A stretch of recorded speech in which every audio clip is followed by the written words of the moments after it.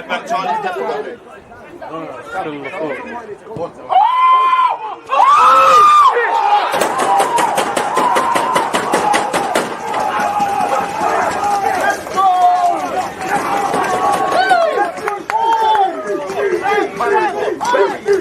People deluded, I'm back again. Come on, Ian, man. Come on. There's always just that active when that defenders have been given, like. There's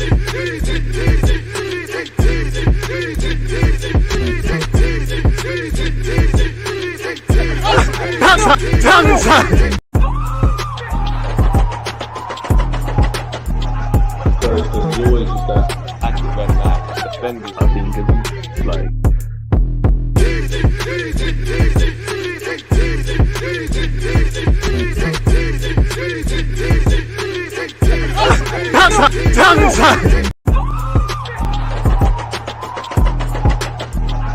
There's always just that active when that defenders have been given, like.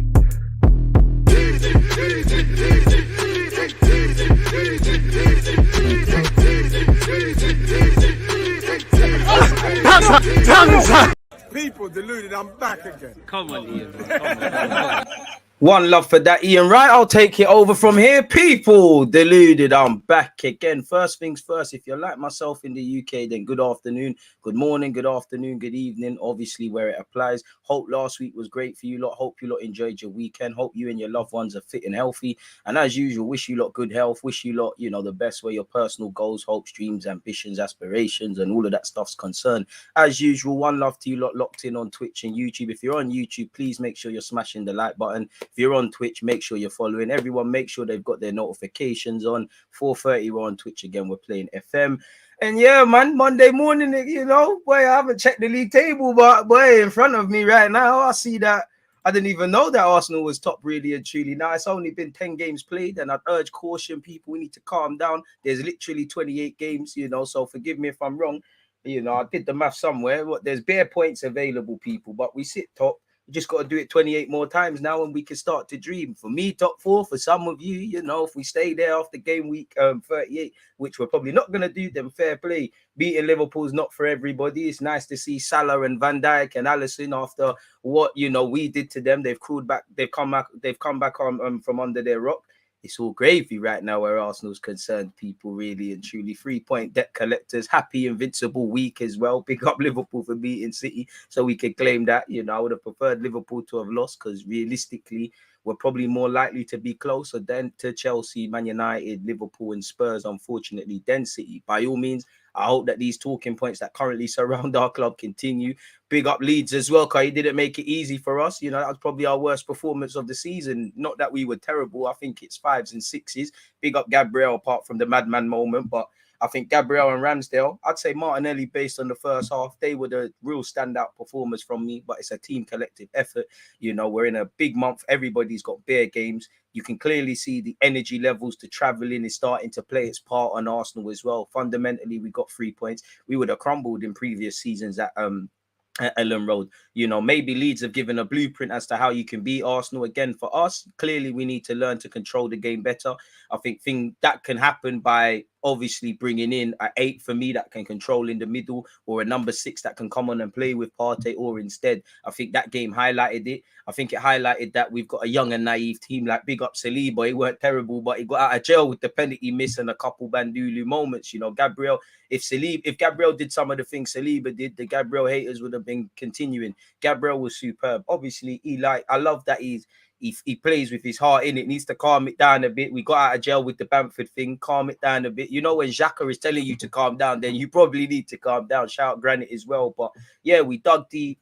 Obviously, Leeds deserve something from the game, but they didn't take their chances. We had to take a lot of punches. As I said, I think it highlighted that we needed more depth, because you can see physically a couple of players are struggling. We needed to control the game better. We needed a bit more maturity in our performance, but we walked away with a clean sheet, which I'm happy for Aaron Ramsdale, because although we're up there for least goals conceded in the Premier League, boy, there's 28 more games in it. And if we carry on like this, we will continue to kind of ship goals unnecessarily, like against him, for me anyways, every goal's avoidable. Everybody would say that, but for me, the two against Liverpool were not following runners. The build up to the penalty against Spurs, definitely the way we was playing defensively, let alone the goals we conceded against Leicester. Man United did us, but them goals there, you could see, you know, they could have been avoided. We need to learn how to smell danger, but it could be worse, innit? 3 points. Credit to Leeds, they pressed us well. They were relentless. You know, maybe a bit unlucky. I don't know why the linesman ain't put his flag up for offside in the build up to certain things. I don't know why the ref has even tried to give Gabriel a red card. For Gabriel, be a bit smarter. Don't give referees a decision to make. Would have loved to have scored. You know, we can't score 2, 3, 4 every week, you know, so it's just a 1-0 to the Arsenal and that. But he's calm, man. He's calm. We can maneuver with that, and we just got to be better in it now. I don't want to be that guy, but you know, Southampton away is a tricky test. They ain't won in the last 5. There's pressure on that gaffer. We need to continue. My challenge to Arsenal is probably, can we stay unbeaten in October? Because November we got Chelsea and them kind of things there. William, Saliba, and Gabriel again. With every game that passes, that big up Gabriel as well, because he wasn't fully fit. Maybe that's why he was a bit anonymous. Probably his most underwhelming performance for Arsenal. But I'd rather, you know, being a bit cynical, Saliba and Gabriel, provided everything goes our way against Southampton, could you get your cards there and then miss the Nottingham Forest game at home and be back for Chelsea? Respectfully, as we've seen, you know, the Premier League is crazy. Liverpool have been this terrible team by their own standards. They did City. You know, Salah span Cancelo. Whatever you say about City having the lion's share of possession, that's a big 3 points. Leeds tested us all the way, and Nottingham Forest could probably do the same. But if you want to be a top 4 club, and you know, you can't get over the line without Gabriel Jesus and Saliba at home. Don't get it twisted. You want your strongest players playing, then we probably don't deserve Champions League football. So, you know, the injuries are starting to creep up. The lack of depth is testing us, but I'm loving the mentality. I'm loving the spirit. I'm loving all of that sort of stuff that we're doing at this moment in time, but we've got to continue. It's been 10 games. There's 28 left, people, you know, and God knows how much mathematically, I don't even know how much points would be available. What is that, like 84 points? What would it be? 28 times 3. So there's technically 84 points up for grabs.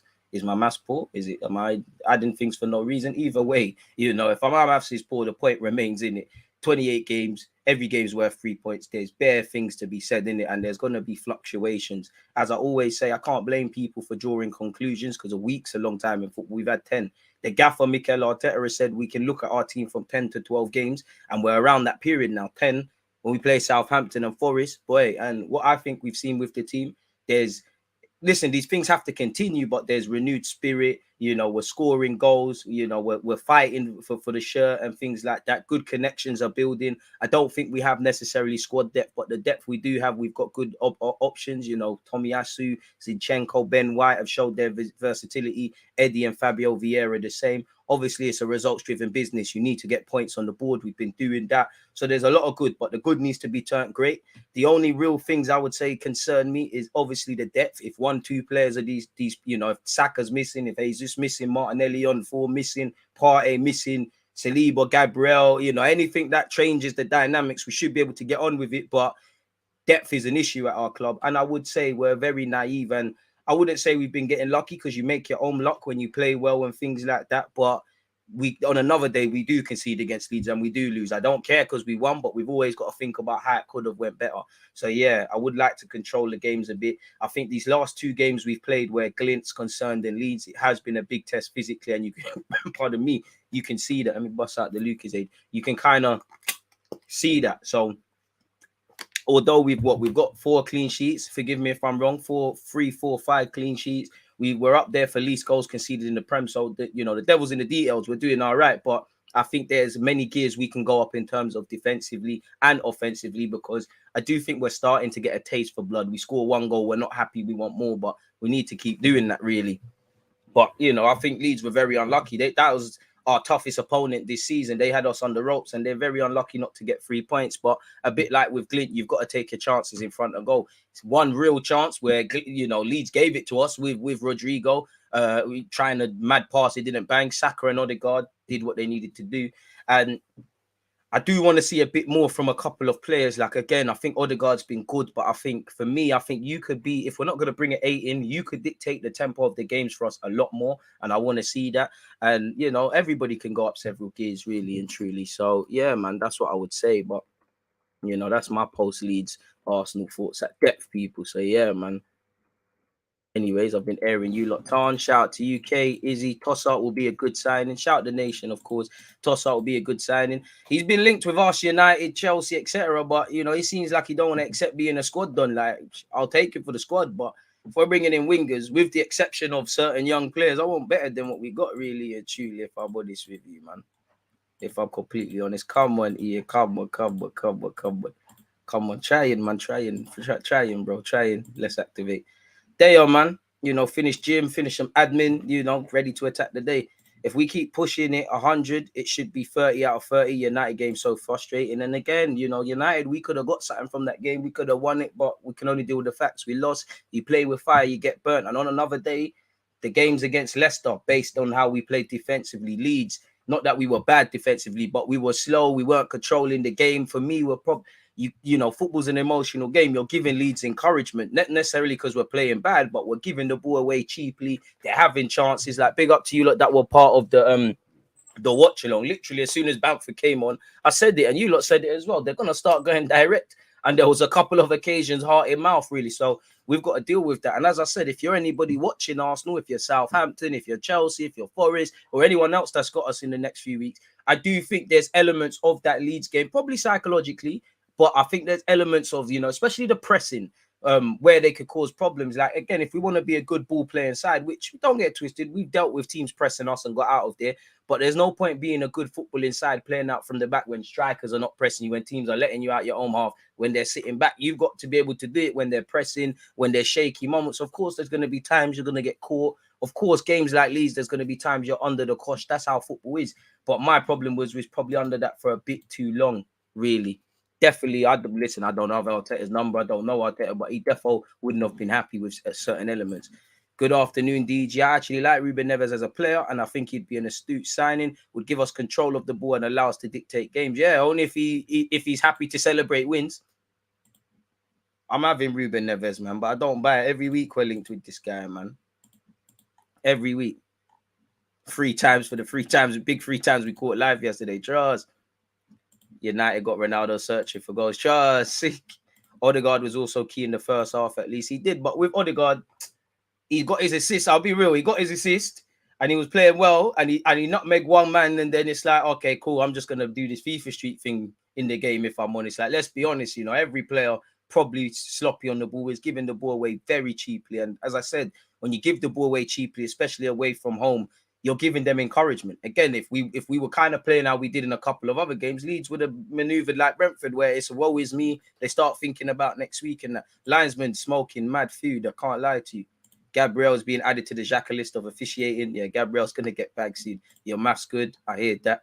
Big up DG. Fresh stream settings from the pigeon attack to 50k. One love to you. Look, couldn't have done it without you, man. Road to 100k begins. I feel like fans are trying to find a new scapegoat. Every club fans, I'm sure if I ask Chelsea, Spurs, Man United, there's always a scapegoat. And Gabriel has become that, isn't it? Like, it has become that. There are moments where he needs to pattern up and fix up, and you know, Gabriel, I'm probably the only one left with the Gabriel Defense League. You know, when he done what he did at the time in the watch, you know, you could actually go and check it. I was like, boy, I was literally just bigging him up before that little heart in mouth. I was like, bro, I'll defend you to the death, but you got to give me something to defend you with. Now I got to say I didn't see it and kind of lie that I didn't see him kick out.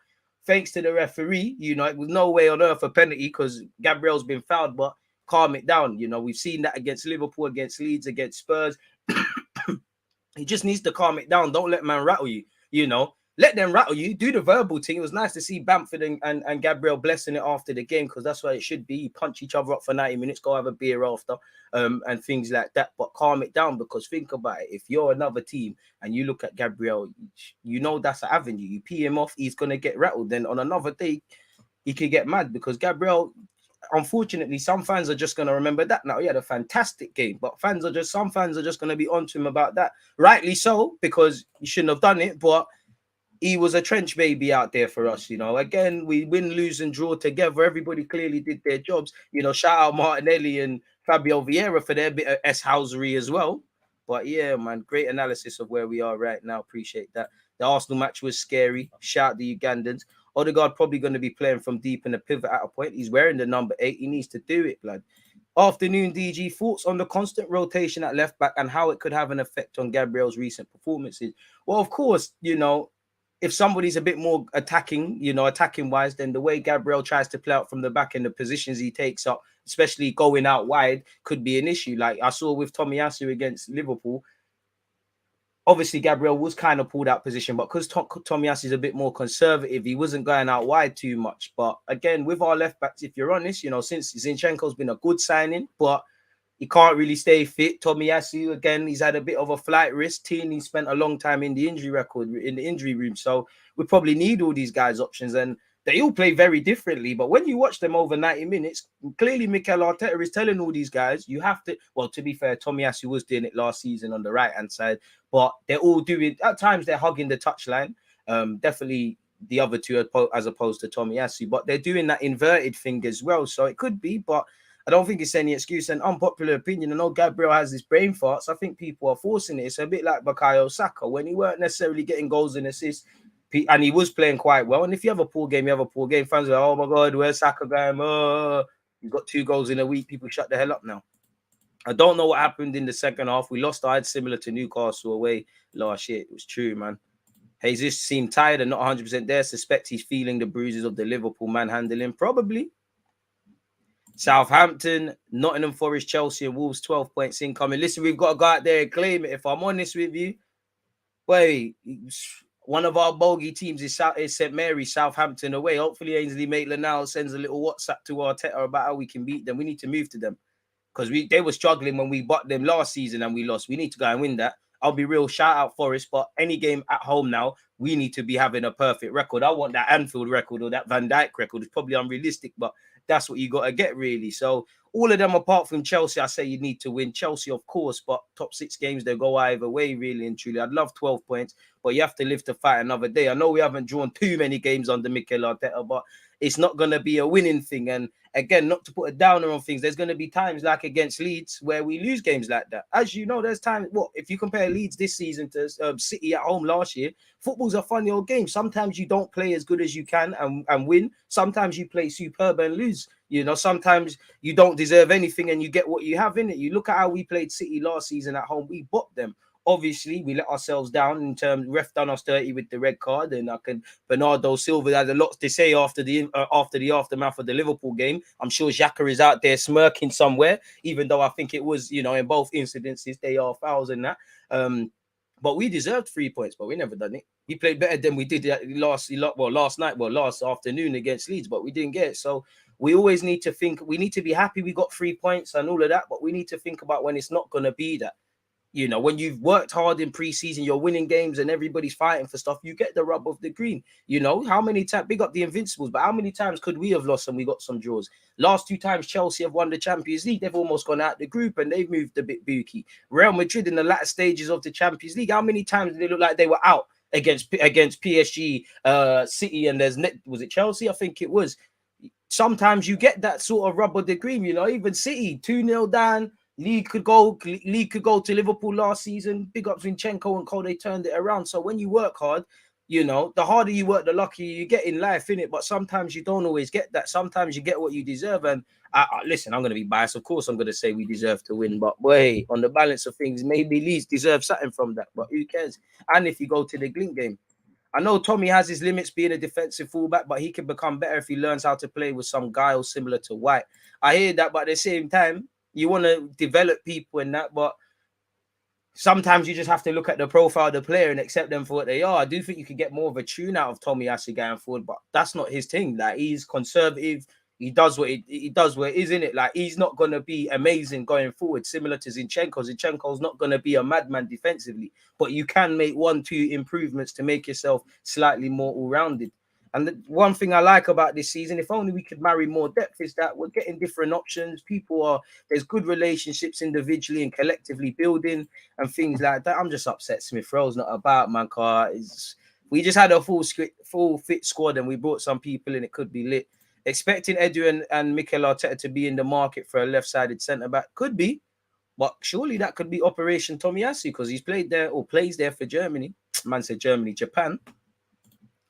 He's becoming the scapegoat, but I can't lie, he does give the bozo. I mean, Gabriel's a madman, but he's my madman. He's crazy. He does crazy stuff sometimes, man.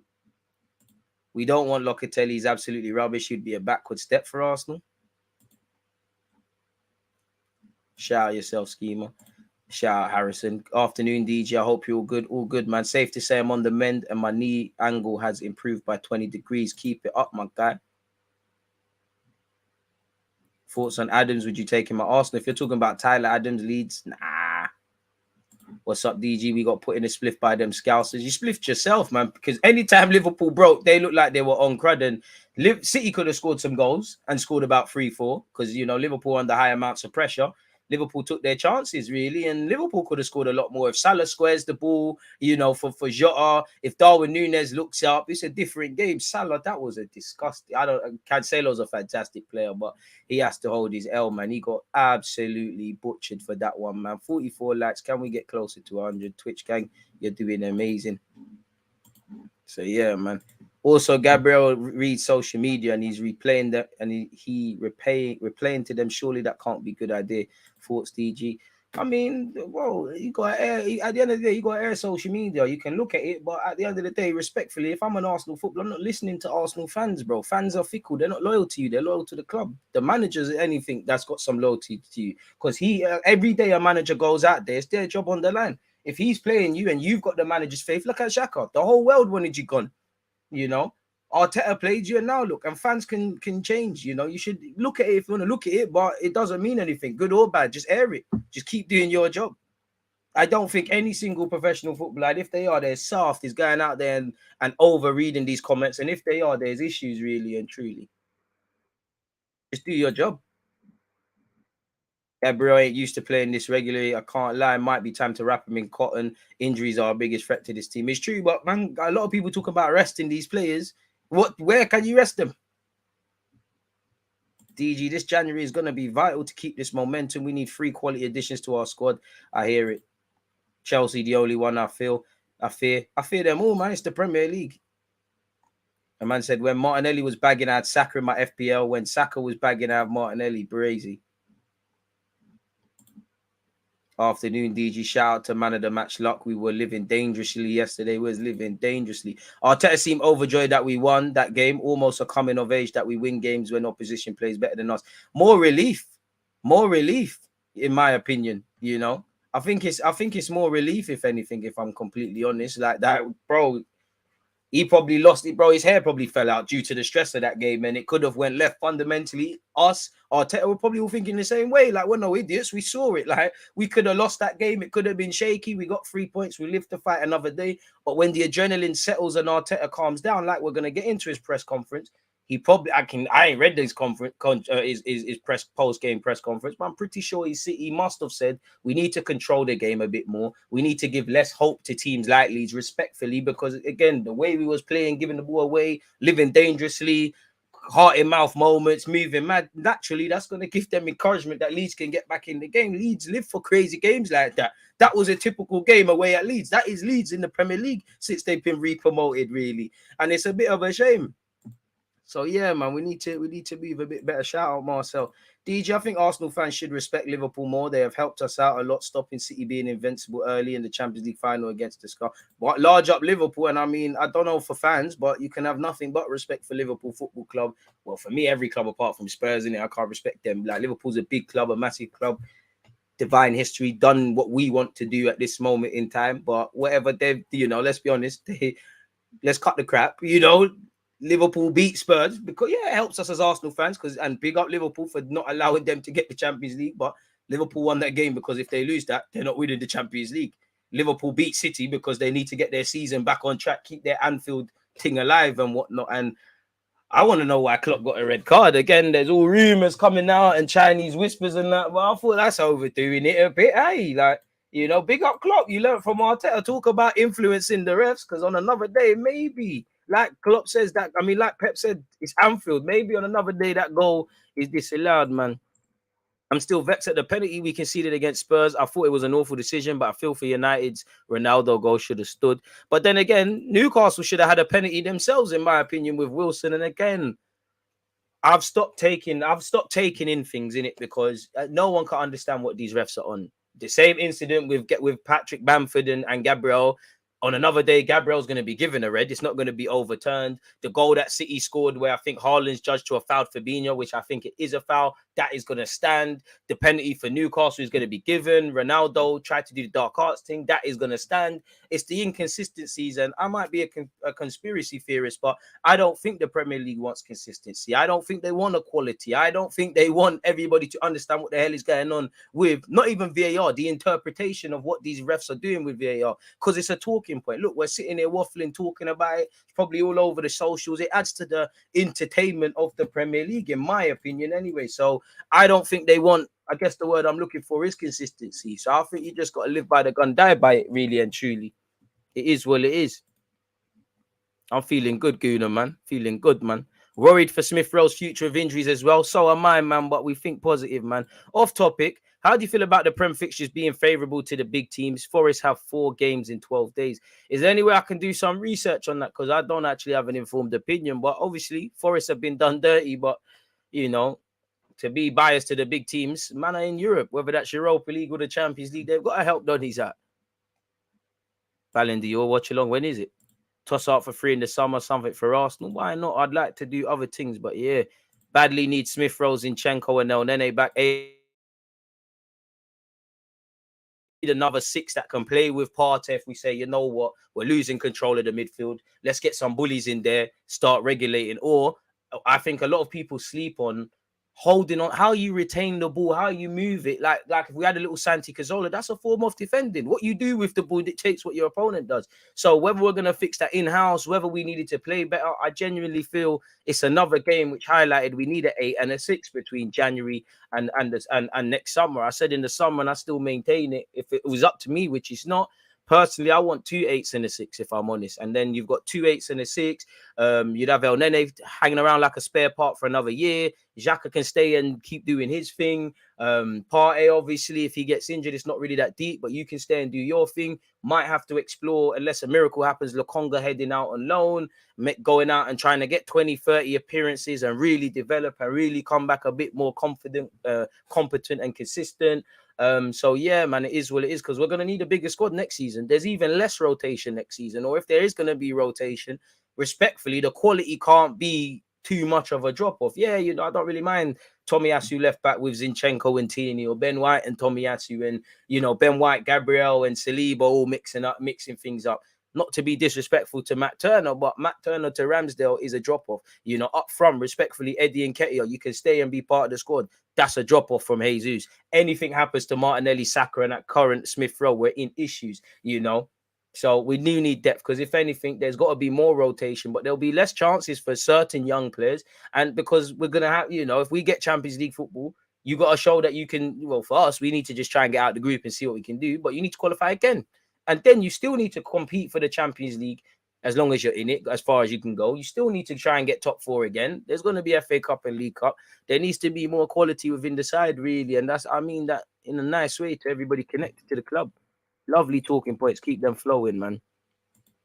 Chelsea have a big squad to challenge for the league, plus they're only and this is why I said calm it down, Carl. I never want to praise Spurs. Obviously, with what Arteta is doing and City being City, they've got all the plaudits. And I do think every club, as I keep saying, within that top 4 race. Sorry, people. What's this? Yeah, as I was, Siri, leave me alone. Sorry about that, folks. Yeah, but as I was saying, every team that's in that top 4 race should have confidence. You know, they should. If I'm not trying to wish anything on Arsenal, I would say, you know what, this young and volatile Arsenal squad, couple injuries, you know, a Premier League season is not that. They're gonna wobble, you know. And there's little things defensively which you're not always going to get away with, but we're getting results. I think it's different, but similar to Spurs. They're grinding out results, but the way they're playing, and definitely the penalties and, you know, having to turn it around in the second half, and that, it's not necessarily sustainable. Chelsea, I wouldn't say it's necessarily sustainable. United are a bit volatile, you know, and everybody else. So everybody should be believing that they could get top 4 really and truly. And when you look beyond the plaudits that Arsenal are getting and City are getting, bro, Chelsea are not far behind. City, you know, Spurs are a couple of points behind. And it's been 10 games. Look at all the talking points. If Liverpool, who are 8th at the moment, you know, first Sky Sports were doing top 11. Now that they're back into the top 10, it's just a normal top 10 now. If Liverpool go win the next 10 games, including the City game, what's going to be said now? Suddenly, it's not all doom and gloom, you know. At United, 1 minute it was doom and gloom. They're back. It's a bit of a wobble now, allegedly.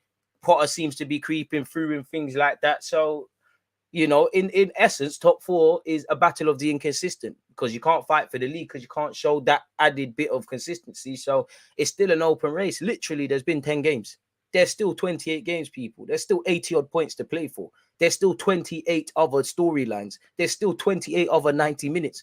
You saw the Leeds game. Yeah, we won it. And on paper, listen, we should be beating Southampton and Forest, but football is deeper than that. And we've seen these bumps and bruises already. Look, football makes no sense. You know, Liverpool got bought by Brighton, struggled against Fulham, won and beat the team. You know, if your form is shaky, no one wants. It's best of days you don't want to play City. So football don't make no sense. So we just have to keep going, take the good and make it great, improve what we need to improve. You know, while obviously football is dream world, when things are going wrong for everyone's football club, misery loves company. Everyone wants to be vexed. When things are going well, it's like a drug. I don't know about that, but nobody wants to talk about how the Leeds game kind of could have went separate. Everyone just cares that allegedly, because I ain't checked the league table, Arsenal were top of the league. You know, we've taken 27 points from 30, fantastic achievement. But the devil's in the details. Let's be real. Villa could have went another way. It didn't, so I don't care. But one day it will. You know, you have to consider both sides. Be happy that we're grinding out performances. But Villa could have went another way. Fulham could have went another way.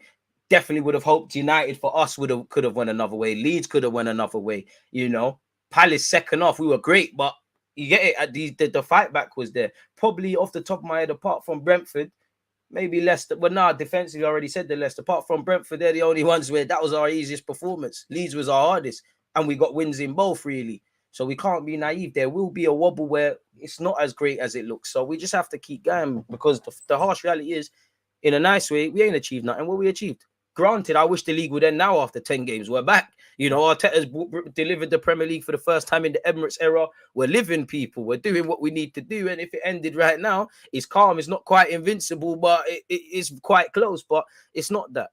You know, what's the table going to say after 15, after 20, after 28, after 32, after 35 games? Because last season, we didn't start well, but we turned it around. Fundamentally, you know, we didn't do the job really, and there is going to be wobbles. There's a bunch of games to play, and it's kind of taking its toll on us physically. You know, we've got to play the PSV games. We've got to take 4 points off them. We've got to maintain what we're doing in the league. November's brazy. We don't know how the World Cup's going to impact the players that go off to the World Cup, let alone the players that stay, and obviously the fixture calendar list. So we have to keep going, not get excited, man. Smash the like, people. Got to reward the work rate, even in the smallest way. It all helps the channel. Schema, you're too nice. But yeah, man, he done the middle finger to the ref. Yeah, well, Klopp, you can't be doing that, innit? But come on, man, send the man off for that. Like, where the game's gone soft, man. What's all of that about, man? One game at a time, but still 28 games to go. That's soft, man. Little middle finger. Come on, man. Come on, man. I hear it, but come on, man. Facts, no point in hurting your head trying to understand what the refs are doing. Exactly.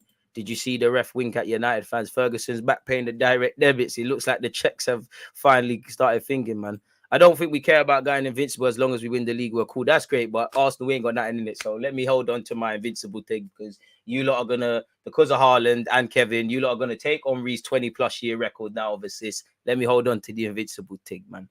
I reckon last game showed Saliba still human and young, but still our best defender by a mile. How he was so solid and assured at his age. He's 21. You know, it's going to happen. And it's in a nice way. It kind of pulls everybody back down. Arteta and the boys keep their feet on the ground, but man, I'm gassing Saliba. Don't get twisted. He's got mad potential, can be this guy, but he's not there yet. You know, and you saw it against even Liverpool. Him and Gabriel going for the same ball. Saliba, handball got shagged, but he looked a bit nervous at times and composed at others. You expect that, you know. Just has to keep going. No one's the finished article. By all means, if Saliba was the centre-back we think he could be, and Martinelli was the Don and Saka and all of these guys, they probably wouldn't be here right now. Odegaard and Jesus, if they were what they, you know, could have been earlier in their careers, respectfully, they wouldn't be at Arsenal right now trying to get us back into top 4. They'd be, all of them have the potential, if they all go to where they go, to be in the top European clubs in some capacity. really. You know, Jesus, Real Madrid wanted him. You know, the one and a couple other teams. The one carrot we gave Jesus is you could be the main don now. It's not a sideman thing like that, a squad thing. You could be the main don. Odegaard as well. You could be the main experience sort of done. If he was Odegaard at the time he's meant to be, he'd be at Madrid, innit? So I hope it continues, man. But we've got a long way to go, man. Got to just keep our feet on the ground, man. DJs, anyone seen Haaland telling Big Verge and Joey got his chain? You're one of the few people that predicted a Liverpool win, my guy. Thought they were going to pack us. And I told you, football's a win. It was all set up for Liverpool to win. It was Banduli, but it was all set up for Liverpool to win. You wanted it more. It meant more to you lot. And I think for City, it keeps their feet on the ground. Because I think the last time City actually lost was to Nuno Espirito Santos' Spurs side. So that's two L's in a hot set. That's that man. Yeah, man. It's a FM thing. I don't know who was cheering on City. I don't listen. I live in the real world. I don't know about Arsenal fans cheering on anything else. You know, I've seen United fans cheering on City over Liverpool, cheering on Liverpool over City and vice versa. And I don't know which one you'd pick, but that's all on Twitter. I could only speak for myself. I live in a real life. So, yeah, man, I don't know what kids are saying on socials, bro. But, yeah, man, I said Liverpool would do a thing there, man. It's Anfield, bro. Yeah, you lot were playing for, it was a pride thing. Like, it's a pride thing. For City, it's just an L. For you lot, that could kickstart your season now. Spurs and United have 0-0 written all over it. Ballfest settings. I hope not. I'm going to be doing a watch along for that. Every club to start a season with 9 out of 10 wins went on to win the league. We didn't aim for a title challenge, but we're here now. Boy, there's a first time for everything. I don't know if there's a title challenge. I'd love to. Obviously, variables shift in the season, but I'd imagine in August the goal was to, top 4. By all means, I'm here to entertain Arsenal title talk more than obviously that. But boy, I think a title team requires a lot more than what we've got, if I'm honest with you. But if it's a Leicester type season and we can take advantage, why not, man? Said Haaland coming to Arsenal in 2 years. Allow it, man. DG, do you think the 38-minute stoppage affected us in some way? To me, it looked like it because Leeds just come out on smoke. It's like we were playing in gear in cruise control. They just come out in gear 6, really. It must have. How many days rest and training will we have before PSV? I don't know, man, because you'd imagine Arteta has to have given these boys some sort of rest. We didn't have much. We had to travel from, the Arctic Circle straight basically to Leeds. You'd imagine the boys got today off, Monday off / a recovery session. Then we've got to be back in training Tuesday, Wednesday, innit, really and truly. We've got no choice, because then it's a game on Thursday. So, yeah.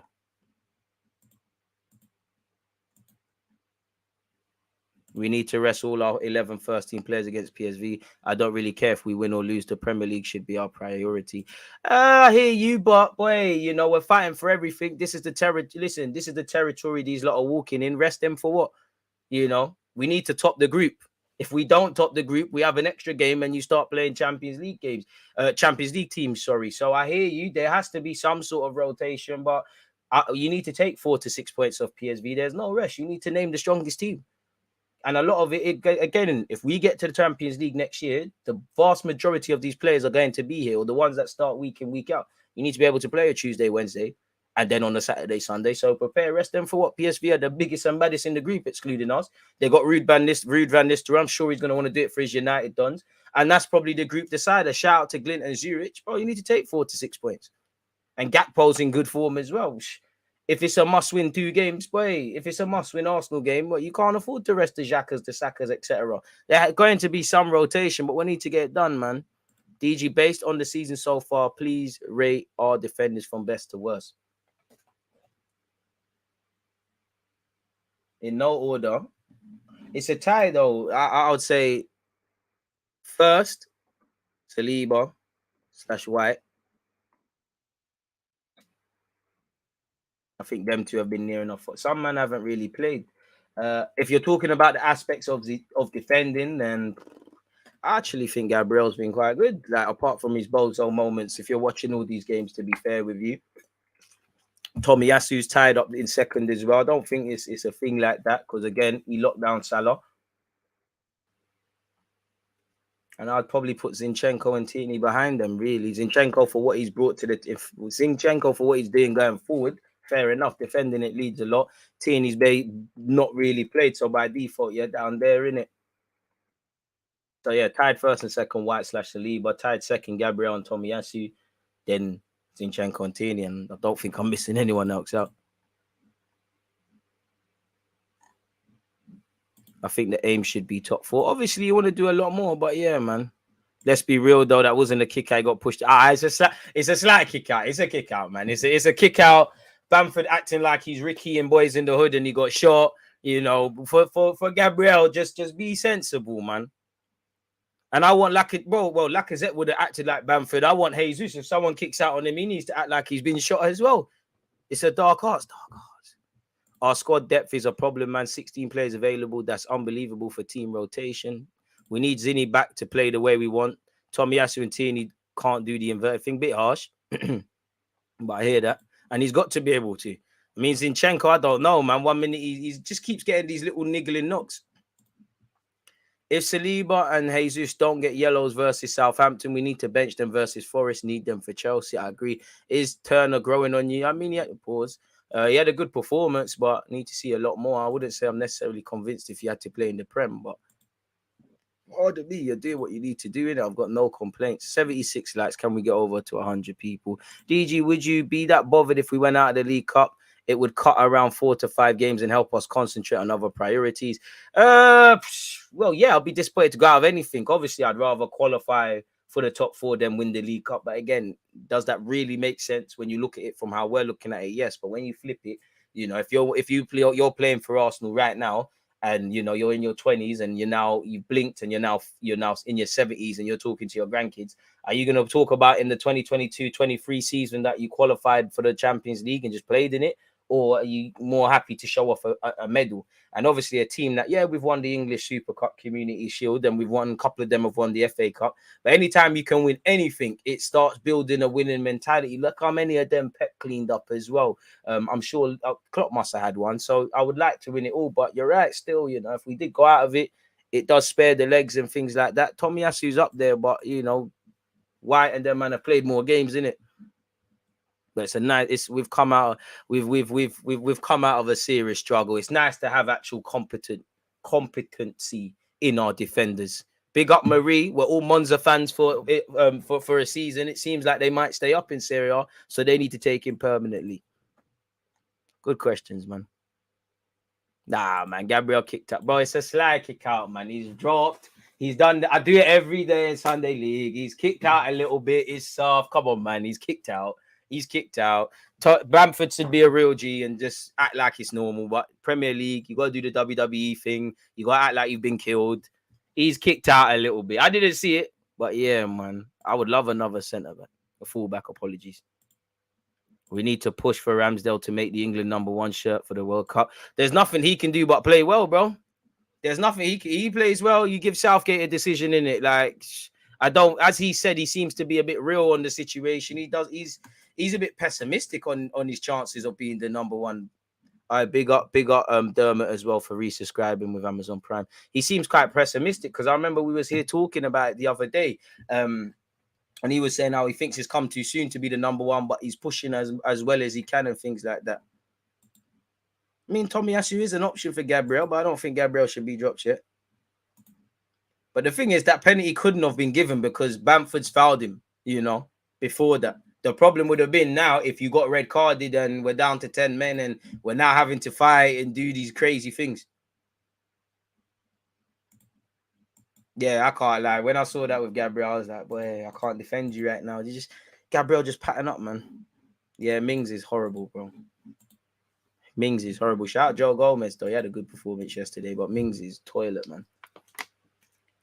If he weren't left-footed, he'd be a security guard, man, respectfully. But anywho, away from that, let's see what the latest sort of talking points regarding Arsenal in the media, and that is.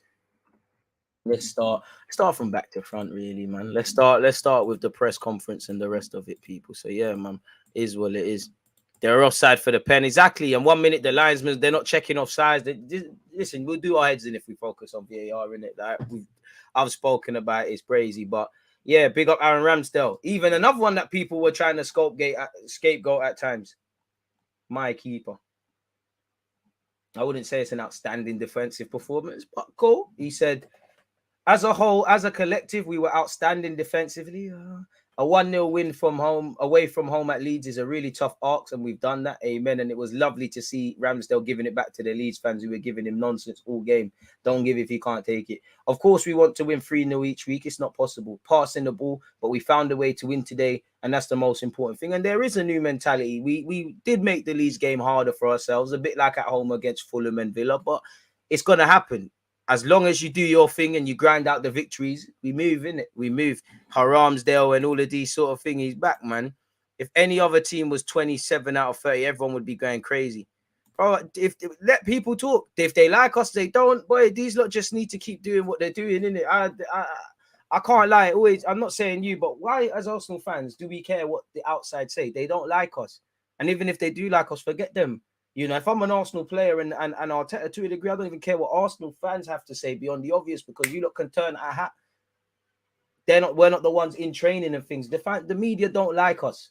You know, because we've won 27 out of 30 points. You go on the media now, you see Gary Neville kind of doing doom and gloom. This is being said on Talk Shite. That's being said. Forget them. Forget them. They just keep doing odd. Let them talk. If we're in woeful form, let them talk. If we're playing well, let them talk. Just keep doing it. Why do we care? If you know, if in life, if you know you as an individual, someone don't like you, why do you care what they have to say? So why do we care what news outlets and individuals who probably don't even not like us, they're just self-fulfilling vacuums and they've got to get engagement? Who the heck cares, man? Forget them. You are right, but I don't really want noise about Arsenal, really and truly, you know, because again, when that pressure cooker's on, I need to see that we can do this. But yeah, let Arsenal fans talk, you know, really. Who gives a crap? But collectively, I was shaking balls left, right, and center. Bukayo got a goal, but couldn't get him into the game. We were just losing duels and stuff. But like I say, from back to front, the whole game, we were outstanding defensively. Obviously, there was penalty misses, games being denied, delayed, Ramsdale saving everything he could, potential red cards. It was just crazy, man. It was just crazy. It was crazy. Obviously, speaking of groins, Ramsdale took one for the team. He said, the one with my nuts, maybe, although it took a big effect on me, I'm still feeling a bit sick now. That's one of the worst feelings. I'm just thankful I was there today. I've been very critical of myself over recent games from the beginning of the season where goals have gone in and there's questions to be answered the following day. So to help the team out today was great. Big up Ramsdale. It's just one of those emotions now where we've set our bar so high standards-wise of how we want to play and we didn't reach that. But the overriding emotion is elation because we got 3 points and a 1-0 win away from home. Careful celebration, police, you know. But yeah, it was nice. Hey, be nice if we could play. And again, if you're them teams who have played 9 games, you're thinking, boy, we can do a thing here. But anyways, yeah, it's nice to be top of the table for now, innit? Long may it continue. What has been said here? Bukayo Saka's spoken as well, people. He has said, not a penalty. Saka said to Sky Sports, I didn't expect, but I'm just really happy to get 3 points. It was a really tough game and Leeds did really well, especially in the second half. They put a lot of pressure on us, so it makes it extra nice for us to leave here with all 3 points. Credit to Leeds because they're really good, especially in the second half. Second half, we looked like men against boys, really. We was there for problems. I think we already saw this from Ramsdale. Yeah, I think we already saw this from Aaron Ramsdale. Shout out Ram Dizzy. He was very open. Aaron Ramsdale shares what the ref told him after he sent off Gabriel. What did he say? Because that's a good thing. What did he absolutely say? Where are these comments? I thought the ref was very good at speaking to all the players all game. So once it calmed down and we had the chance to speak to him, he was very open and honest. I thought foul straight away on Big Gabby. Then I saw what happened on the floor, so I can understand the ref's reaction to the penalty. Ramsdale, stop snitching. You didn't see nothing. We don't know what happened with Gabriel. Gabriel would never do that. He's an individual that is one of the most calmest in the squad. Someone like Gabriel, he must have been provoked by Bamford. I can't say I saw what happened. I have to watch it back. There was just so much adrenaline in the game. That's something I can't recall. Ramsdale, stop snitching, man. So credit to him for going to the monitor. That's what it's there for. Amen, man. But I didn't see nothing, man. You didn't see nothing either. What's the gaffer said? On what he made of the second half at Ellen Road and the first half, it's always intense here. We expected periods where it became really chaotic. The game, we had to handle the situation. I think in the first half, we had some really good moments. that we should have outplayed them and scored 2 or 3, and we didn't. You're right, Gaffer, because we defo should. On another day, could be in problems. We left the game open, and from the beginning, from the first whistle in the second half, we started not at the rhythm, not making the right decisions after time. And if I'm Arteta again, we gave too much inspiration to Leeds. We were a bit sloppy defensively. There was a lot of heart in mouth moments. We didn't necessarily start the game well. Like, that was probably our work. 27 points from 30, and we've won the game, and I would say that was our worst performance of the season. And it weren't a thing where everybody's two out of 10 and things like that. 5s and 6s, Ramsdale and Gabriel standouts for me. But yeah, man, I would say he'd be upset about not controlling the game enough, not winning the first and seconds enough, presenting too many opportunities for the opposition to get encouragement. And if I was to, obviously, they've been all week how we want to start games. And I would say Glyn and Leeds, we've not started the best in these 2 games, in it. So I want to start games better.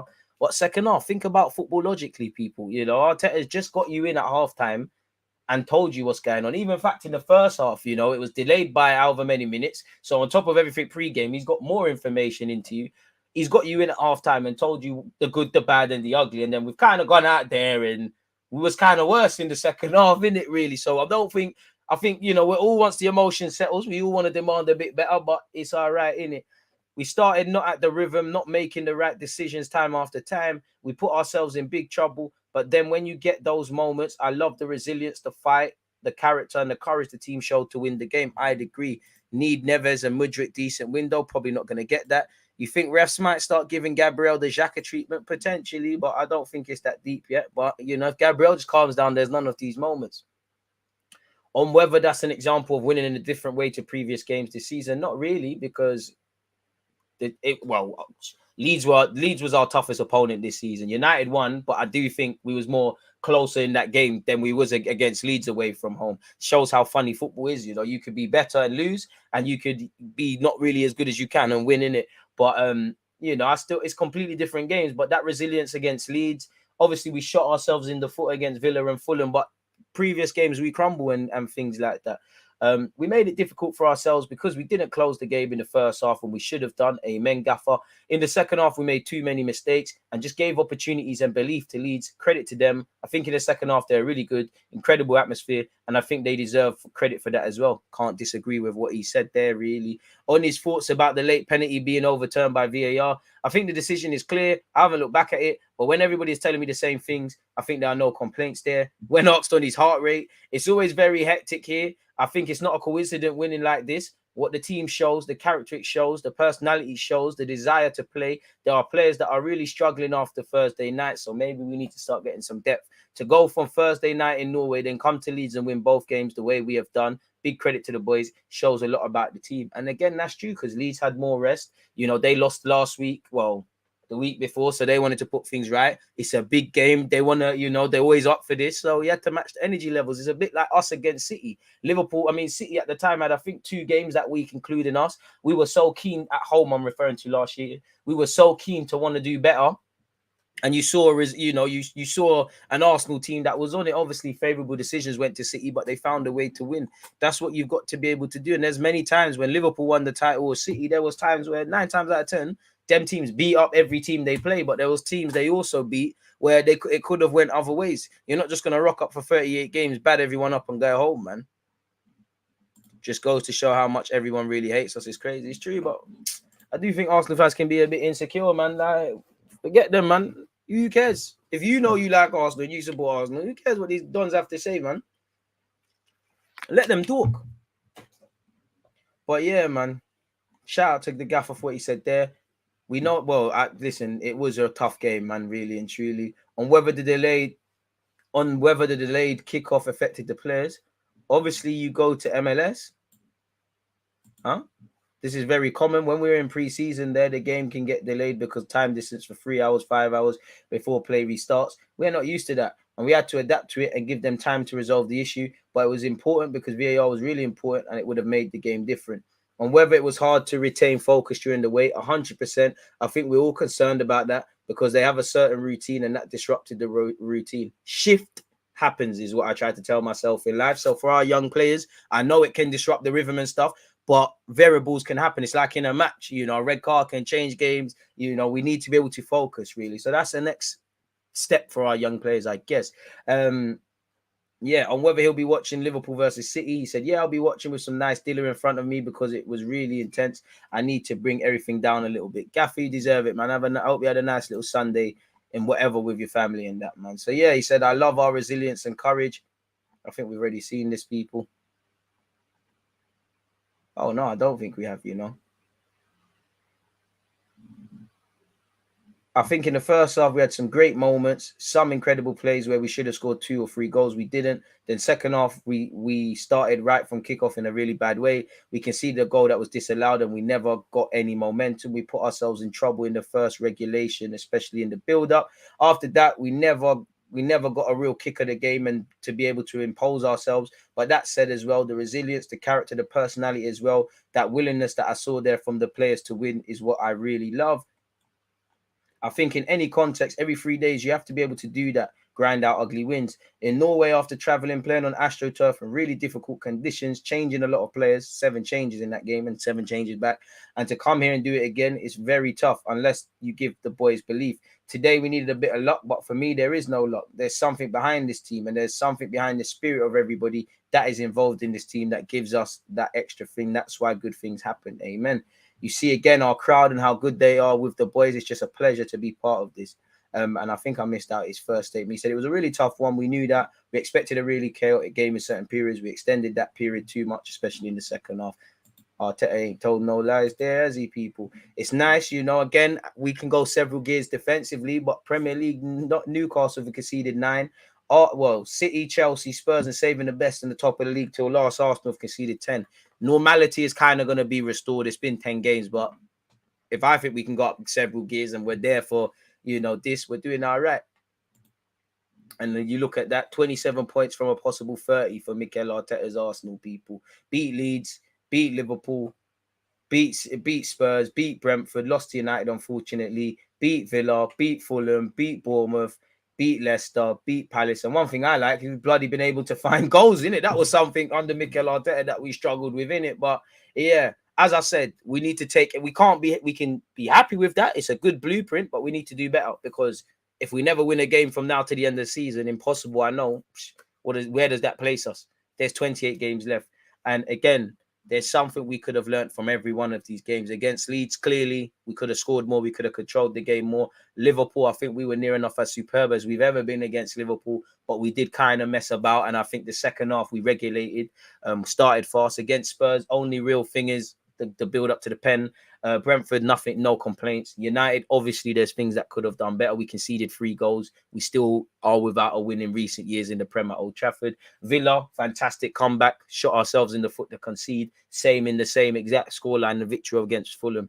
You know, again, I completely forgot about Bournemouth. Near enough perfect against Bournemouth as well. No real complaints there. That was probably our easiest performance of the season, give or take with Brentford. I go Bournemouth, car.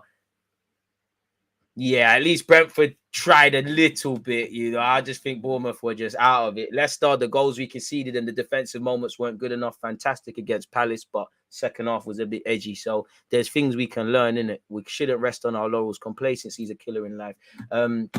Big up the Twitter account or Bruno. What has he got to say about us? Shout out you lot tuned in. Make sure you're smashing the like button. Fair enough, I'm crying about clean sheets. Arsenal have kept 4 clean sheets in 5 PL away games. Obviously, United weren't that one. Arsenal have won 11 and lost none of their last 13 matches against Leeds. Happy Invincible Day, everyone. Or week, better yet now. Saka has 4 goals and assisted 4 in his last 7 PL games. Careful, Saka. They will say you're in poor form in that. Arsenal have won 10 and lost none of their last 12 against Leeds. That's irrelevant. So, yeah, man. I think we're going back too far now anyways. But yeah, nice to see that from us, people. Again, great comment I saw on Twitter. Arsenal travelled nearly 4,500 kilometres last week to the Arctic Circle and back, then a tough trip to Yorkshire. If you're moaning about performances rather than results to make it 7 wins on the bounce in all comps on top of the league, then you really have to have a word with yourself. I agree with the premise. I agree with, as I said, you take that is encouragement, but the games could have been better. I don't think you have to just live in happy la land about that. We've done that, and I don't think you clearly need to be overcritical. The truth is in the middle, in it. But football's an emotional game, and whether you want misery or you want happiness, then there's issues. But Els is speaking facts there. I think that was a good point. Arsenal's next 6 fixtures, every other game that's happened up until this point, irrelevant now. You've got to do PSV twice. You've got to, you know, so you're going Holland, Southampton, St. Mary scares me. Forest at home, Zurich, and the big one, Chelsea in November. So keep it going. Saka is now Arsenal's joint leading top goal scorer in all comps with this season with 5 goals, level with Jesus. Again, big up this guy. I don't know how the linesmen, bro. How are they not looking at the offside? This is why I like the fact that we just win games that we're doing. Because what the hell? Who knows, man? Maybe in his mind, Ben White's playing him on. Don't know how, but fair enough. But yeah, for the first time in the club's 136-year history, Arsenal have won 9 of their opening 10 games. 1 loss. We've conceded 10, we've scored 24, and we've got 4 clean sheets, people. So many improvements, but Super Mick Arteta, he's not lying. Each of the last 4 sides to win 9 of their first 10 games have gone on to win the league. Let's not get excited because I'm sure I saw this stat and then there was a couple of exceptions to the rule. City, Chelsea, Liverpool and City also done it, but this, I don't know about none of that. I would love to. Pep, allow us. Let your apprentice become a master, innit? Big up Gabriel. Let's forget about the brain fart. But in 90 minutes, he had 80 touches, played 54 accurate passes out of 60. I think people underestimate his ball playing ability. It's not as glamorous and pretty as Saliba's.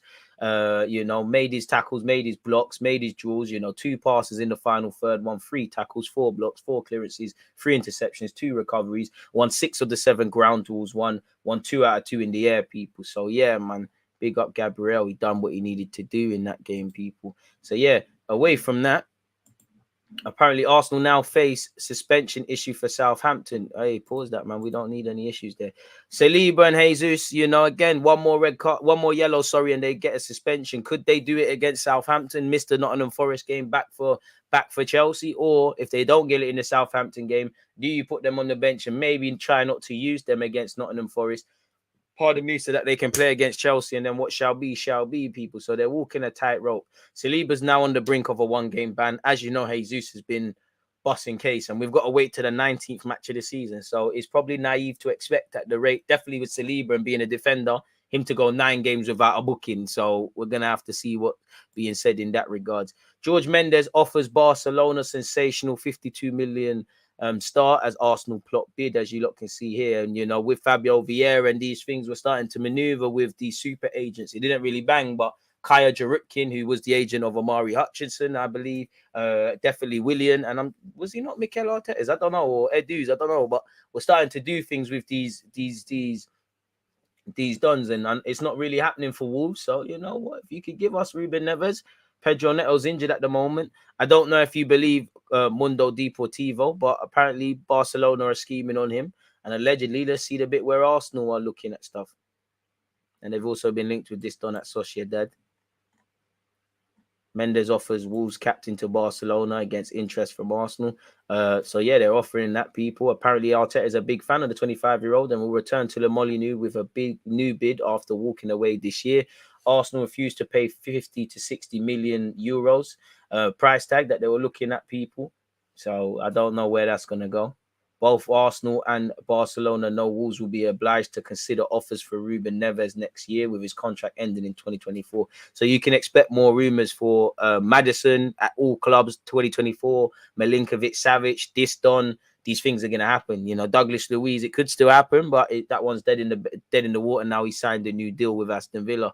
So I don't know if you lot believe that, but there you go. Definitely don't believe this. But Arsenal once again have been linked with Locatelli, people. Apparently, you know, the projects where Vlahovic and Locatelli hasn't worked, people, and ain't they still got him on loan and still have to run the money to Sassuolo? So how can they really be selling him, man? Allegri might get clipped. So a new manager might be able to get a tune out of the Italian international. So I'm not too sure in this. For what it's worth, would love him at Arsenal, but I can't see it happening, people. But we've been linked with him, innit? Locatelli's expectations has fallen short. Arsenal remain in his sights. Chiesa and Vlahovic, considered non-transferable, have interest from top clubs. It is a Juventus that is a youth that will plan a new cycle. That's why they could evaluate any opportunity. Not too sure of any of that, people. Some Lukonga comments are starting to surface in and around, people. But he said, I'm at one of the best clubs in England. I could have played somewhere else every weekend, but that wouldn't have been the right solution for me. I develop better with 20 minutes of playing time at Arsenal than always playing elsewhere. Fair enough. You know, if the coaching and that happens, that won't be something that you could say all the time, but big them up really and truly for that one. Where's the other comments? I think he's kind of sent for the manager at international level as well. He's kind of got on to Roberto Martinez. I called him the next day. I was really annoyed for a moment. I thought I didn't even want to play for the national team anymore. I was disgusted. Martinez said that he prefers players who have fixed values at their club. He was not completely happy with my training either. I don't think he can portray me as a bad boy who doesn't work hard. That's too easy. Maybe Martinez doesn't believe in my qualities or doesn't like my style, but I'd rather he communicate that clearly. I mean, it's cool if you want to do that, Lukonga, but you seem a bit soft, if I'm honest with you, you know, based on the all or nothing and everything. You kind of feel sorry for yourself a bit too much. And I'm default, well, I'm not soft, but I would have reacted how you do. But be careful, innit, car. Martinez don't look like he's leaving Belgium anytime soon. But fair enough, people, really. If he said, you know, the manager is allowed to not be happy with how you trained and that, but, you know, you're allowed to react the way you think you can, you know, is what it is. You can react how you want, but, you know, you seem to kind of throw your toys out the pram a lot. Once again, not this done, but Newcastle and Arsenal have reportedly followed up their initial interest in Celtic star Matt O'Reilly by making a personal check on the midfielder, people. 21-year-old's been in good form. I'm sure he's played for England or Ireland at youth level, people, but for some reason, you know, he's eligible to play for Denmark and he could actually end up going to the World Cup, people. So we'll have to see. Scouting doesn't mean man are going to move for him and things like that. But yeah, Arsenal ready to strengthen in 2 positions in January transfer window to aid unexpected title challenge. Arsenal be ready to pounce on any opportunities in the January transfer window after making an unexpectedly strong start to the season, according to Fabrizio Romano, people. What has he said? Arsenal have always been optimistic for this season, but not expecting to be top of the league, 4 points clear in October. They'll keep going step by step, game by game, with the aim to improve the whole project with new players in the future and more. They'll be ready in case there will be good opportunities. Midfielder and winger were 2 possibilities considered in the summer and still in the potential plans, but it depends on the players. I think Arsenal need at least one more midfielder to help Arteta's rotation. I'd have loved to see Yuri Telemans there, and obviously Telemans going to keep getting linked with us in that regard. Allegedly, the Premier League is set to hold a pre-season tournament in America, people, with 6 teams to compete in sold-out stadiums. I'd imagine that could be Arsenal, because why are we there? But this is what it said in The Athletic. It's believed 14 clubs are interested in the event, although only one of the big 6 could sign up. Fair enough. It's also hoped high-profile players will feature, given there's no major tournament next summer. Let people cool off, man. I wouldn't want to feature, but it is what it is. Big up Ainsley Maitland-Niles. It seems like he's kind of giving Hasenhüttl what he wants now. Maitland-Niles explains how he's earning more trust from Southampton manager, people. Because, you know, he was quite critical of you off the ball, really and truly, in general. We said you had a lot to do. And he said, what has he said here? I felt great and I'm happy to put my bit in for the team, but unfortunately I couldn't complete 90 minutes. It was a great feeling to be out there in front of the Saints fans. It's about what position he plays me in the dynamics of the team. There are different roles I can play in the team, and he just wants me to learn them fully. I've been doing that recently, and he's showing me more trust by putting me on the pitch. Fair enough. Fair enough. It could have gone either way. Both teams had a lot of chances. We didn't take ours after the goal or before it, which is frustrating. After we scored, we stepped off the pace and let them have the ball, which is not what we wanted to do. So they ended up scoring. We've got to go for more goals and be brave off the ball, press teams and try and play good football when we have the ball to try and create more chances. Obviously, Ainsley Maitland-Niles can say, well, go on next weekend, well, this weekend coming, because Arsenal have Southampton, but he's not eligible to play, people. Every one of us, even those on the bench, they were all together fighting for that last ball, but it shouldn't get to that point. And that's the challenge for the team, to go 2-3 up and kill the game. Fair enough. Keep going. Prior to the Leeds game, people, Xhaka lifts the lid on his incredible Arsenal redemption. Big up Granite. I've always been a fan of you and defended you and had criticisms when there's needed to be. I'm not going to lie. I'm quite tired of this now. You know, I get it. It's nice. We're riding off to the sunset. Arsenal are top of the league right now. The fans and you, some will never forgive you, but most honest Arsenal fans, it's a line under the sun. But come on now, man. Big up yourself, but it's getting long, man. Normally in our family, we're loud. We like to communicate. We like to joke. This was the first time where I have maybe 1 hour from the stadium to home and no words from nobody. My dad has never been a guy to leave something that we didn't finish. And this is the first time he said to me, it's time to leave. That was a big surprise. And it was clear after that I have to leave. Fair enough, but we've come a long way, my guy. Shout out to you and your family and that. But it's long now, man. The most important thing I learned these last 3 years was you have to split your profession and family. Before now, everything that happened on the pitch, I took home. And that's not good.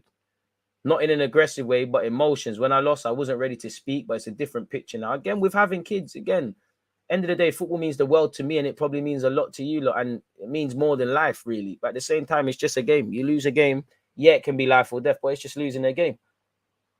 You got a family, and with becoming a father now, you know, you're gonna be a footballer for a couple of years now left. You're gonna be a dad for life, innit? Until the day, unfortunately, you know, God says it's time to go, in it. So none of it matters. As long as your family rate you, as long as your gaffer rates you, as long as the club have value in you, as long as you have value in yourself, you got to brush it off, because fans are fickle. Don't get twisted. You have to give fans something to get behind. But fans will the same rope you climb upon in life is the same rope you get hanged with. So it's a myth, really.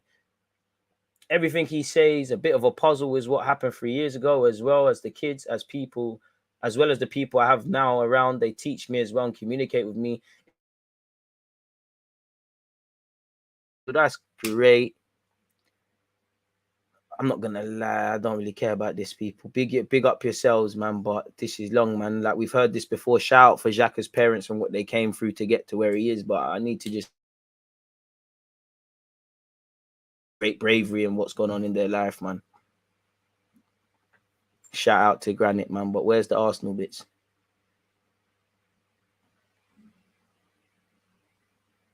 I can't pretend my relationship with the fans will ever be the same, because that moment will always be in my heart. You should never forget it. They started singing. I was so grateful. The first time they sing, it was Brentford. I got emotional a lot because I didn't expect that. Even now, it's clear how moved he is. Maybe the people outside can't see it, but for me, it means a lot. I need to feel love from fans. This is what I feel at the moment, and that's why I'm performing like this. It's much better to give them something back and fight for them if you feel that. This is true. I never said ever was thinking that I would ever feel this love from their side. What happened 3 years ago is part of my football career, and it's a nice experience because it helped me a lot. People that see it as a negative, it was a period where I was struggling. It was not easy, but I see it very positive. You got out of it, innit? You know? Did whatever don't kill you, make you stronger, and all them things there. I forgot everything what happened. My heart is very clean. I want to give them something back, what they deserve. Okay. Things that start with ifs. If we keep going like we're working at the moment, we can get something big. The title, of course, he replies, we have to believe in ourselves. It's not why we play, and that's true, but that's cool, man. And then he spoke about the City game last year. We had them very close at home. We deserved the 3 points, but this is City and the quality they have. They don't need a lot, and when they have a chance, they finish the action. He then said, what I hear from people outside, they are saying we are not ready to beat the top 6, but we did it twice now. I'm going to stop him there because he mentioned City and United, where the better team won, but you could argue we were the better team at Old Trafford this year, and you could definitely say, I definitely said we was the better team at City, but they got the 3 points. So how far does it go? There's no point being the best team on the pitch if you didn't win. Like Pepper's probably saying to his boys after Liverpool yesterday. I don't know, because the best team does win the games, innit? But anyways, you know, we need to give credit and respect to City, what they did the last couple of years. You need the perfect day to beat them, but I think we're ready to have this fight against them. It definitely should be closer. So yeah, that's Granite Xhaka, people, and that's everything that there is to have to say, really. So that's the latest news. What are you lot saying? Smash the like button if you haven't already. Sun's coming out. Smash out the green screen. So yeah, T is what it is, man. DG, you think we'll go for Tossa or Caicedo? Bring Caicedo. I mean, Neves can play at the base. Actually, Telemans might have been Xhaka replacement before Xhaka started to play like a king. Might be overreacting here, DG, but I start looking for someone better at left centre back than Gabriel. I mean, I wouldn't say he's a loose cannon, but if you can always upgrade on anyone, why not? I wonder if we're still considering Telemans or if it's actually dead. Arsenal like to move in the shadows. I don't know, but just bring someone to the carpet, man. We need a centre defensive mid. We're cool at the winger position. I'm not too sure about that. And, Lokonga's got to start playing a lot better if he ever gets it. Make sure you're hitting the lights, guys. Almost at 100. Right, it's peak at it. At the end of the season, I almost snapped. I called my agent to ask if staying at Arsenal was a good idea. He comforted me in my choice, even though I know I need to start more often to develop. I mean, yeah, man. I'm a City fan. We're coming for you. Leave me alone, mate. Those away clean sheets are what gasses me. We need them more. Immediate and long-term Partey replacement. DG, I saw Neves on the thumbnail. big up V, and immediately came over. In my opinion, he instantly takes us up a level. Another top player. We're starting to miss Zinchenko tucking in alongside Partey, gives us an extra ball player in midfield. We've got to have something to get mitigate against that. I used to joke the only two things are certain in life. One is death, and the other is Xhaka getting a yellow card. Partey got overrun, and we lost control completely. Wouldn't surprise me if most teams start to play like that against us. I remember last year after we lost to City, DG said we'll have to win like this next year. Now we are. Great analysis, DG. Appreciate that. I can't claim credit, but footballing man, me. And that's why I voted Mudryk. When we need midfield. I don't know why I voted Mudryk when we need midfielders. But hey, need to do it all, really. We're all proud of the club, man. Saka's a baller. He has 50 goal involvements in the Premier League. He's only 21. Dude, he's a beast. Tell him again. Couldn't care less about what rivals say. They're not meant to like us and give us credit. Just get the job done, boys. Amen. I feel like this is the one period where we got to back Gabriel. Confidence and experience will rub out the errors, in my opinion. And just thinking. But you're right, man. Valverde would be lit. Forget about it. Like, you're the future of Real Madrid. I know there's all this, and he actually had a trial at Arsenal. There's all this talk about Camavinga, Tuchemani, Jude Bellingham if he signs, all bad boy footballers, all got out of this world potential. But Valverde, and you'll have heard me say it before, the guy is lit, man. Like, he's going to be the best ball winning midfielder in the world. He's got a good passing range. He's got a fantastic final ball. He runs in behind, got energy for days. You know, he could actually play a couple of roles. He's a quality player, man. DG, why do you think we get more away clean sheets than home? Honestly, I think it's because we know away from home, if they score, we lose or draw. But at home, we know it's get back gang. You basically said it. I think there is a bit of that. You know, we got not that the Arsenal away fans aren't doing their thing, big them up, but I think the game at home, we've started fast. Crowds are making bare noise. We probably have the lion's share of the ball and things like that. And that's probably, don't get it twisted, you know, we've rocked up and quieted the bees, you know, and quieted Bournemouth and Brentford, but it probably is that, you know, again, it's more backs to the walls. It's more we have to focus. You probably at home, we probably become a bit complacent, and you can see it in the build up to a couple of the goals. You know, we was all on top of Spurs. It was 7-2 in the midfield in the build up to the penalty. We let ourselves down. I don't think that would happen in the Leeds game. What else is there? We were switching off against Leicester as well, as I keep saying. Fulham and Villa are necessary, and many others. So yeah, probably. I mean, Valverde had a trial at Arsenal. That's the saddest thing about it. Oh, he had a trial, work permits, flopped the thing. He probably wouldn't have been this Valverde, or he would have ended up being sold by now. But it's deep, man. Valverde can play as a box-to-box ball-winning midfielder and a defensive mid, but I didn't say he was a defensive mid. I said he's a ball-winning midfielder. You know, I do think people get too hung up on these things. You know, you don't have to be a defensive mid to be the most defensive in the midfield. You just got the gaffer's just got to tell you to be switched on, but I didn't say that. Saka, the most goals and assists under Arteta, not bad for a left back. Less of that. It would be epic, but Valverde's a myth, man. You might be able to grab him in FIFA, though, but that's a myth. Strong myth. The dream is free. The hustle is told separately. Jesus missing the first half could have cost us. Got to be bagging those. You're right, C1, but even if Gabriel gave a penalty away or Jesus missing that chance, I wouldn't agree with that. Yeah, you're right, but no, because what did we do? Football's a 90-minute game. These are 2-minute flashpoints. What did we do across the others? If we conceded one goal, like Arteta said, why in the first half didn't we go and score 2, 3, 4? We win, lose, and draw together, man. And what I do like, when there is brain farts, when there is mistakes, we found a way to soldier through in it, but we have to just keep that up. Simple as that, really. I'd love Bellingham, but wait, if Real Madrid and these teams are onto you, you ain't gonna know what Arsenal is, are you? Like, really? Like, you're just gonna turn off your phone, really? Like, shout out them, but I can't see it, man. I would love to see it, but I can't see it, my guy, man. I can't. Should we spin the block as well for any more Arsenal news? It makes sense, you know. Hopefully, stuff has come out since we've been speaking. Let's go on social media. Lie to me, man. Say Messi wants us to join.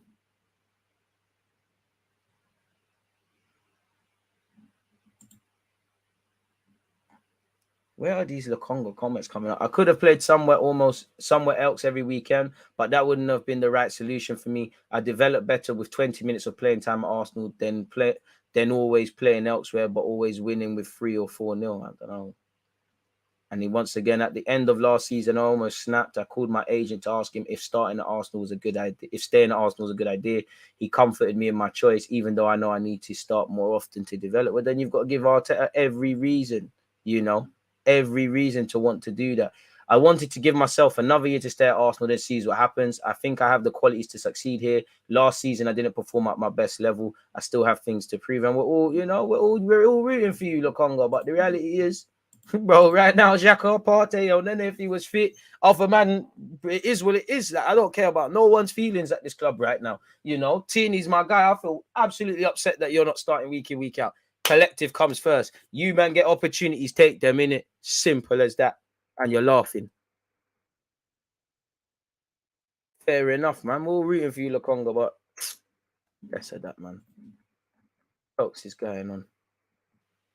Well, that ain't nothing, dear. I think it's a dry day, people. I'll be honest. I think it's a very dry day for all the other stuff. Where's my Lucas? I need that.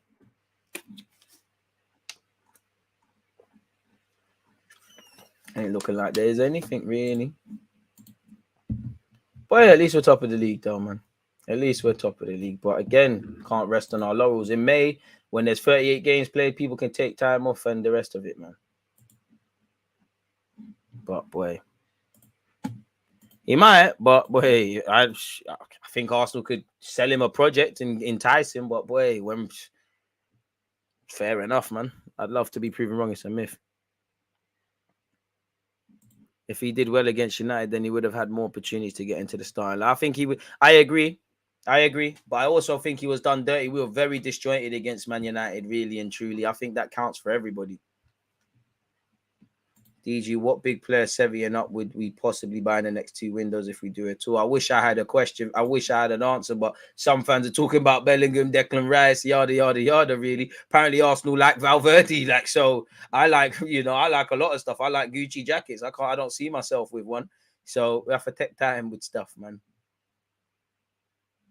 Who do you think will end up first between Liverpool and Arsenal? I don't know, man. I'll give it to Liverpool because they got the territory. But if we keep up our form, who knows, man? Who you got? What's the Cooper Trophy? The youngster thing. I like how Xavi Simons is playing, man. Let's give him some time to cook. You're right. Ballon d'Or. Hopefully, my guy Benzema gets that. Or Mane, really. Hopefully, Benzema. Do you think we have a chance of signing Leao? I mean, if you put the bread down, these players are not going to come cheap. If you put the bread down, you can have whoever you want, really. So, yeah, you put the bread down, put the money down. Can have who you want, but the dream is free. The hustle is sold separately. You've got to put the money down. It's as simple as that, really. Pardon me. Agents will be considering if they're interested in truly developing their players. That's true. But agents are just meant to get their clients what they want sometimes. Half of these big players, I think Arsenal could get a conversation. I think if we offered them stuff, they will listen to Arsenal. But I don't think we're going to be the choices, really. Rafinha, it's looked like he's stinking up the place. Apparently, Barcelona are considering that decision already. They listened to it, but we were third choice. It was Chelsea after us, and then it was Barca. So we just got to be reactive. Wouldn't mind Yochin Anderson, but he can play on the left side. I'd more want a left-sided centre half, if I'm honest with you. Someone that is left-sided like Gabriel, but a bit on the opposite end, man, like 27, 28. Someone that's learned. Like, all of our players are still learning their positions. Someone that understands the real art of defending. Like, they don't even have to be a glamorous name. They could have been coming up through the Championship, or like they just had to be at teams where you've got to defend. Like, someone that just understands defending is what I want. Not saying no one at the club does it now, but yeah, man. If I'm completely honest with you. So we have to see how that one develops. But yeah, man, we've been here for an hour and 24 minutes. People, I'm back at 4:30 on Twitch to Play FM. Hope Monday morning, afternoon, evening, all night has been great for you lot off the back of a great weekend. I'm going to love and leave you lot. If you haven't set your reminders for my content, set your notifications, or hit the like button or subscribe. What are you doing? First things first, thank you for always supporting. Thank you for your talking points and the rest of it, people. So yeah, on that note, I'm going to love and leave you lot. Before that, did you watch the tape of the Brazilian left back? Is he good or just hyped up? Who? Not a clue who that is, my guy. But yeah, man, on that note, stay blessed, people. Always that active red flag. defenders, I think it's like.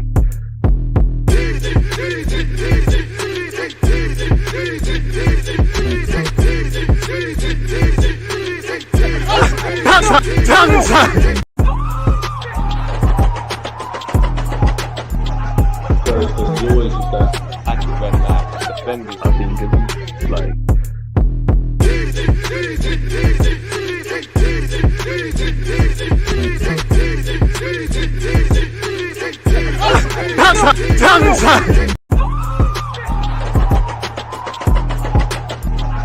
There's always just that active when defenders, I think it's like.